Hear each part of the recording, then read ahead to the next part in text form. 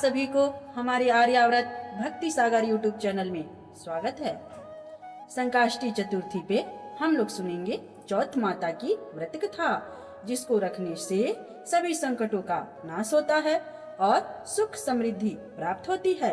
मान्यता है कि इस दिन व्रत रखने और संकाष्टी चतुर्थी की पौराणिक कथा सुनने से भक्तों की सभी मनोकामनाएं पूर्ण होती है। चलिए आज हम लोग चौथ माता की कथा सुनते हैं। पौराणिक कथा के अनुसार एक सेठ सेठानी थे। उनके एक बेटा और बहू थे। बहू सबको भोजन करा के फिर स्वयं भोजन करती। एक पड़ोसन ऐसी भी थी जो रोज पूछती कि बहू आज क्या बनाया खाया है। बहू कहती ठंडो बासी। एक दिन उसके पति ने ऐसा सुनकर विचार किया कि आज तो पकवान बनाया जाए, फिर देखें कि मेरी पत्नी क्या कहती है। उसने तरह तरह के पकवान बनवाए और घर के सभी लोगों ने एक साथ बैठकर भोजन किया। आज भी पड़ोसन ने पूछा तो बहू ने कहा ठंडो बासी। सेठ के लड़के ने सोचा हो न हो कोई बात अवश्य है जिससे कि मेरी पत्नी ऐसा कहती है। उसने पत्नी से पूछा कि तुम रोज ठंडो बासी खाया ऐसा क्यों कहती हो, जबकि अपन सबने एक साथ बैठकर कई तरह के पकवान खाए।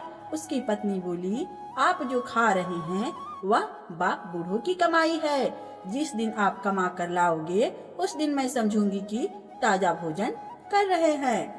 अब एक दिन लड़के ने माँ से कहा मैं एक बड़े शहर में कमाई करने जा रहा हूँ। माँ बोली बेटा अपने पास इतना धन है कि खाए नहीं सधेगा। माँ के मना करने पर भी बेटे ने स्वयं कमाने की दृढ़ निश्चय कर लिया और जाते समय पत्नी से कहा मैं जब तक कमा कर बहुत सा धन लेकर ना आऊं तुम चूल्हे की आग मत बुझने देना। एक दिन चूल्हे की आग बुझ गई तो वह मन ही मन घबराने लगी, कहीं मेरे पति पर संकट तो नहीं आन पड़ा। जल्दी से पड़ोसन में से आग लाकर चूल्हे में रख देती हूँ। ऐसा विचार करके पड़ोस में गई। वह पड़ोसन चौथ माता का व्रत पूजन कर रही थी। पड़ोसन ने कहा थोड़ी देर में आकर ले जाना। बहू ने पड़ोसन से पूछा आप यह व्रत क्यों करती हैं, इससे क्या मिलता है। पड़ोसन ने कहा चौथ माता के इस व्रत को करने से अन्न लक्ष्मी मिले और अपनी मनोकामना पूरी होती है। अब बहू भी चौथ माता का व्रत करने लगी। दीवार पर चौथ माता बनाई। उसी दिन घी गुड़ का चूरमा बनाकर रात्रि को चंद्रमा का अर्घ्य देकर भोजन करती। ऐसा करते करते बहुत दिन हो गए।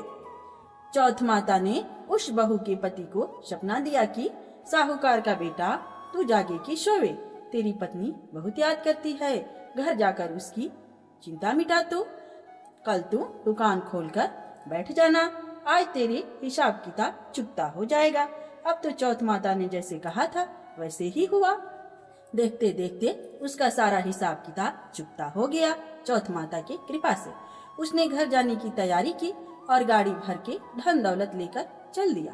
रास्ते में एक बड़ा सा काला नाग फन फैलाए बैठ गया और कहने लगा आज तो मैं तुझे डसूंगा, छोड़ूंगा नहीं, आज तेरी आयु पूरी हो गई है। सेठ के लड़के ने कहा आज चौथ माता ने मुझे सपना दिया तो मैं पत्नी से मिलने घर जा रहा हूँ। वहाँ मेरी पत्नी बहुत चिंता कर रही है, मैं उससे मिलकर जरूर आऊंगा, तब तुम मुझे डस लेना। नाग ने कहा तुम शपथ पूर्वक कहकर जाओ तो मैं तुम्हें जाने दूंगा, परंतु लौट कर नहीं आए तो तुम्हारे घर आकर मैं तुम्हें डस लूंगा। इस प्रकार सर्प को वचन देकर वह अपने घर पहुंचा। वहाँ सभी से हंसी खुशी से मिला और भोजन करके उदास होकर बैठ गया। उसकी पत्नी ने उदास होने का कारण पूछा तो पति कहने लगा कि काले नाग वाली बात बताते हुए कहा यदि मैं उसके पास नहीं जाऊंगा तो वह घर आकर ही मुझे डस लेगा। पत्नी बहुत चतुर थी। उसने कहा कि आप घबराओ नहीं, लेट जाओ, मैं एक उपाय करती हूँ। पत्नी ने कमरे की 7 पेढ़ी धोई। पहली पेढ़ी पर रेत, दूसरी पेढ़ी पर इत्र, तीसरी पर गुलाल फूल, चौथी पर कंकु केसर, 5वीं पर लड्डू पेड़ा, 6ठी पर गादी गलीचा और 7वीं पेढ़ी पर दूध का कटोरा भरकर रख दिया। इस प्रकार वह 7 ही पेढ़ी सजाकर बैठ गई। आधी रात होते ही नाग आकर पेढ़ी चढ़ने लगा। पहली पेढ़ी पर रेत में लौट गया, और कहने लगा कि सेठ की बहू ने आराम तो बहुत दिया, पर वचनों से बंध कर आया हूँ, सो डसूंगा अवश्य ही। इसी प्रकार सातों पीढ़ियों पर नाग आराम करता हुआ और कहता हुआ कि डसूंगा जरूर, कमरे में जाने ही वाला था कि चौथ माता ने विचार किया कि मैं इसे नहीं बचाऊंगी तो संसार मेरे धर्म कर्म और व्रत पूजन को कौन मानेगा। अब तो गणेश जी, चंद्रमा जी और चौथ माता ने उसे बचाने का विचार किया। चंद्रमा जी ने उजाला किया, चौथ माता ढाल बनी और गणेश जी ने तलवार लेकर नाग को मार दिया और ढाल से ढक दिया। अब बहू भी थकी हारी सो गई। दिन उगा तो लोग बेटे से मिलने आए, परंतु बेटा बहू तो उठे ही नहीं थे। बहुत देर हो गई तो माँ उन्हें उठाने गई। माँ ने सातों पीढ़ियों पर जो कुछ देखा तो वह बहुत घबराई और बेटा बहू को आवाज लगाई। बेटा बहू उठे तो देखा कि एक ढाल तलवार वहाँ पड़ी है। अब ढाल उठाई तो वहीं काला नाग मरा हुआ पड़ा है। बेटा बहू ने सोचा कि आज तो धर्म कर्म ही अड़े आए, जो भगवान गणेश जी और चौथ माता ने अपनी रक्षा की है। हे चौथ माता, आपने जैसे सेठ के बहू बेटों की रक्षा की, वैसे ही सबकी रक्षा करिए। तो सब कोई प्रेम से बोलिए, चौथ माता की जय।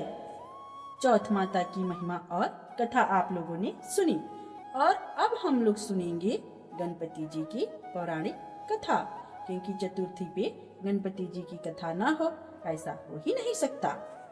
पौराणिक कथा के अनुसार विष्णु भगवान का विवाह लक्ष्मी जी के साथ होने वाला था।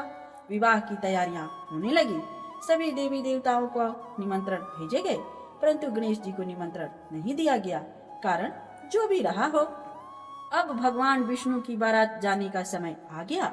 सभी देवता अपनी पत्नियों के साथ विवाह समारोह में आए। उन सब ने देखा कि गणेश जी कहीं दिखाई नहीं दे रहे हैं। तभी वापस में चर्चा करने लगे कि क्या गणेश जी को न्योता नहीं गया है या स्वयं गणेश जी नहीं आए हैं। सभी को इस बात पर आश्चर्य होने लगा। तभी सबने विचार किया कि विष्णु भगवान से ही इसका कारण पूछ लिया जाए। विष्णु भगवान से पूछने पर उन्होंने कहा कि हमने गणेश जी के पिता भोलेनाथ महादेव को न्योता भेजा है। यदि गणेश जी अपने पिता के साथ आना चाहते हैं तो आ जाते, अलग से न्योता देने की कोई आवश्यकता ही नहीं थी। दूसरी बात यह है कि उनको 1.25 मन मूंग, 1.25 मन चावल, 1.25 मन घी, 1.25 मन लड्डू का भोजन दिन भर में चाहिए। यदि गणेश जी नहीं आएंगे तो कोई बात नहीं, दूसरे के घर जाकर इतना सारा खाना पीना अच्छा भी नहीं लगता। इतनी वार्ता कर ही रहे थे कि किसी ने एक सुझाव दिया, यदि गणेश जी आ भी जाए तो उनको द्वारपाल बनाकर बैठा देंगे कि आप घर की देखभाल करिए। आप तो चूहे पे बैठकर धीरे धीरे चलोगे तो बारात से बहुत पीछे रह जाओगे। यह सुझाव भी सबको पसंद आ गया, तो विष्णु भगवान ने भी अपनी सहमति दे दी। होना क्या था कि इतने में गणेश जी वहां आ पहुँचे। उन्हें समझा बुझाकर घर की रखवाली करने बैठा दिया। बारात चल दी। तब नारद जी ने देखा कि गणेश जी तो दरवाजे पर ही बैठे हुए हैं, तो वह गणेश जी के पास आ गए और रुककर कारण पूछा। गणेश जी कहने लगे कि विष्णु भगवान ने मेरा बहुत अपमान किया है। नारद जी ने कहा कि आप अपनी मूषक सेना को आगे भेज दें तो वह रास्ता खोद देंगे, जिससे उनके वाहन धरती में धंस जाएंगे। तब आपको सम्मान पूर्वक बुलाना पड़ेगा। अब तो गणेश जी ने अपनी मूषक सेना जल्दी से आगे भेज दी और सेना ने जमीन पोली कर दी। जब बारात वहां से निकली तो रथों के पहिए धरती में धंस गए। लाख कोशिश करे परंतु पहिए नहीं निकले। सभी ने अपने अपने उपाय किए परंतु पहिए तो नहीं निकले, बल्कि जगह जगह से टूट गए। किसी की समझ में नहीं आ रहा था कि अब क्या किया जाए। तब नारद जी ने कहा, आप लोगों ने गणेश जी का अपमान करके अच्छा नहीं किया है। यदि उन्हें मना कर लाया जाए तो आपका कार्य सिद्ध हो सकता है और यह संकट टल सकता है। शंकर भगवान ने अपने दूत नंदी को भेजा और वे गणेश जी को लेकर आए। गणेश जी का आदर सम्मान के साथ पूजन किया। तब तक कहीं रथ के पहिए निकले। अब रथ के पहिए निकल को गए परंतु वे टूट फूट गए थे, तो उन्हें सुधारे कौन। पास के खेत में खाती का काम कर रहा था तो उसे बुलाया गया। खाती अपना कार्य करने के पहले श्री गणेशाय नमः कहकर गणेश जी की वंदना मन ही मन करने लगा। देखते ही देखते खाती ने सभी पहियों को ठीक कर दिया। वह खाती कहने लगा कि हे देवताओं, आपने सर्वप्रथम गणेश जी को नहीं मनाया होगा और ना ही उनकी पूजन की होगी, इसीलिए तो आपके साथ यह संकट आया है। हम तो मूर्ख अज्ञानी हैं, फिर भी पहले गणेश जी को पूजते हैं, उनका ध्यान करते हैं। आप लोग तो देवता गण है, फिर भी आप गणेश जी को कैसे भूल गए? आप लोग भगवान श्री गणेश जी की जय बोलकर जाए तो आपके सब काम बन जाएंगे और कोई संकट भी नहीं आएगा। ऐसा कहते हुए बारात वहां से चल दी और विष्णु भगवान का लक्ष्मी जी के साथ विवाह संपन्न करके सभी सकुशल लौट आए। हे गणेश जी महाराज, आपने विष्णु को जैसो कारज सारियो, ऐसे कारज सबको सिद्ध करो। बोलो गजानन भगवान की जय।